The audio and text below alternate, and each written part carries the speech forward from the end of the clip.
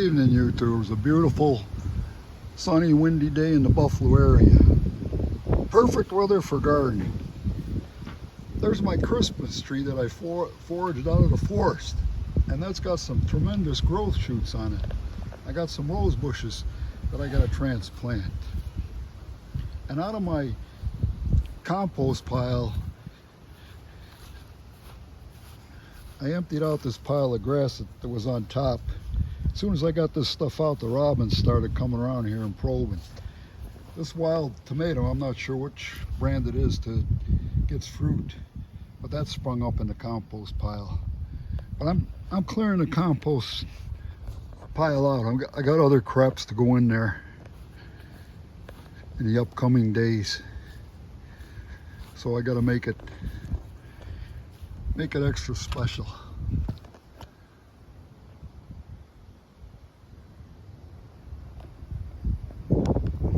Okay, I think we're in focus. Like Bart Simpson says, get some focus in.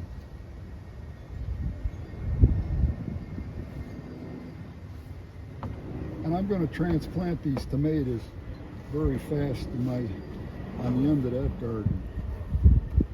But I want to get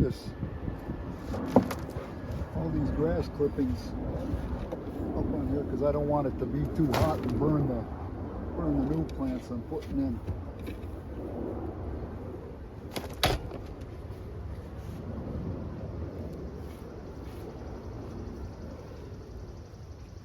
There's a fork full of tomatoes, but I'm not salvaging those. Only the strong, big ones survive, like me. Strong, tough, and hardy. If you believe that, I'll sell you a bridge in New York City that gets a lot of traffic. They already got toll collectors on it now.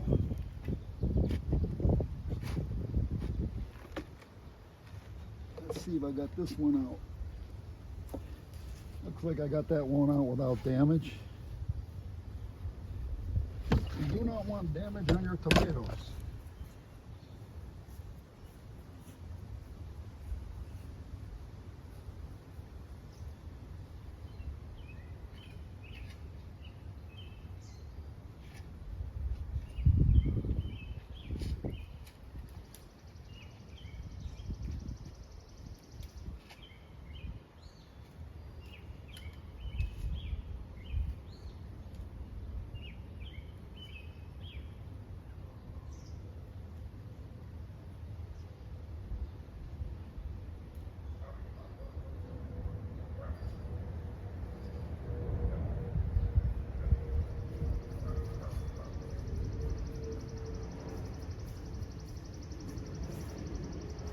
Quick as you can say, fork it, it got moved and stuck in the ground.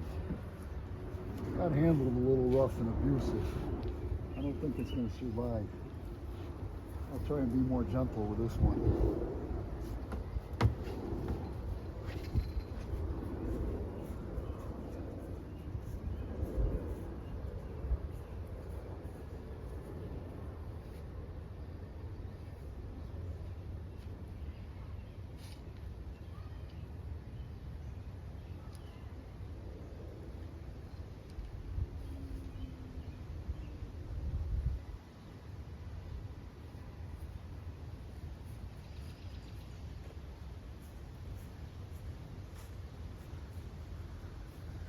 The whole point of this video is to brag about my soil in the compost bin. I started this, I think, 2 years ago.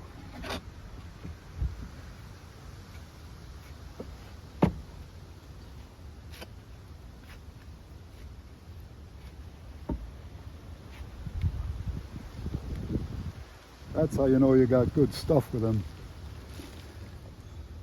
earthworms in it. And I'll be going to the town dump later tonight.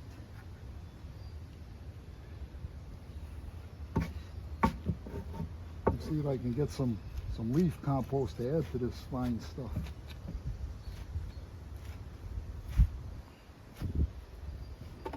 Thing I do after a rainstorm and I walk my dogs, I get a little cup and pick up the the worms crawling along the roads and the sidewalks before the birds eat them and throw them in here.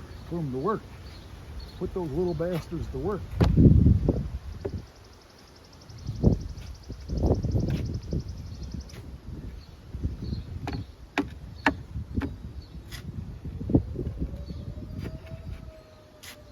I was going to make a video asking my Christian friends how they feel about the Viking starting World War III. You don't just bomb Iran and not expect any consequences.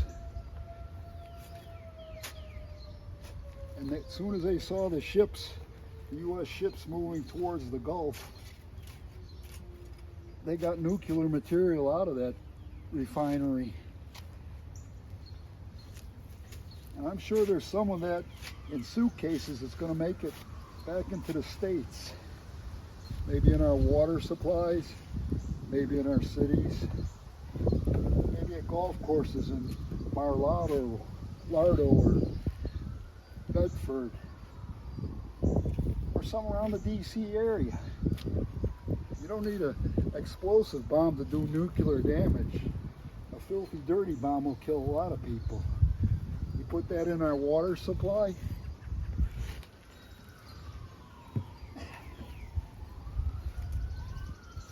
I'm getting down to the base soil. Yeah, radiation poisoning can go a heck of a long way.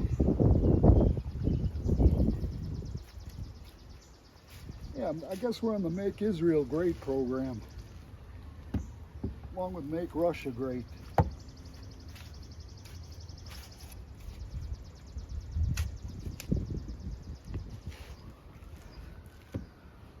Elections have consequences, and dictators don't last too long without secret police.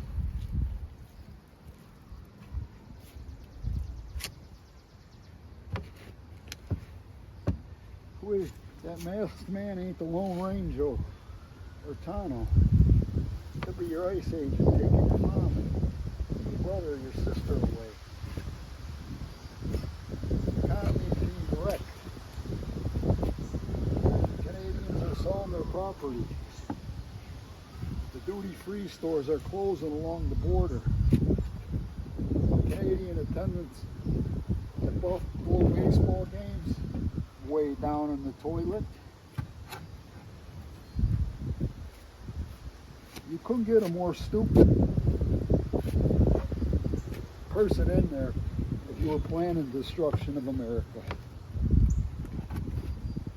I hope you Christians have some buyer's remorse in your heart and pray a lot harder.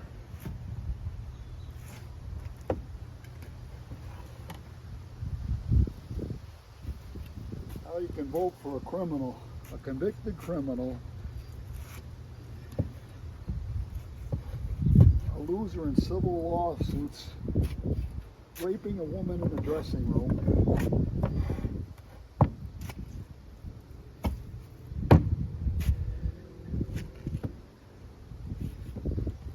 I'll have a party when that guy dies, natural causes or otherwise. And I sure hope he gets buried on a golf course. Maybe in a sand trap.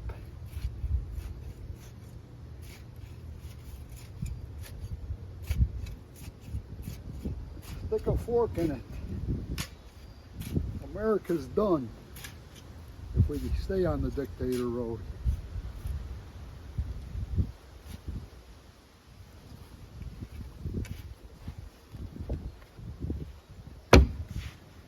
And the Lake of Fire has a guy with a fork.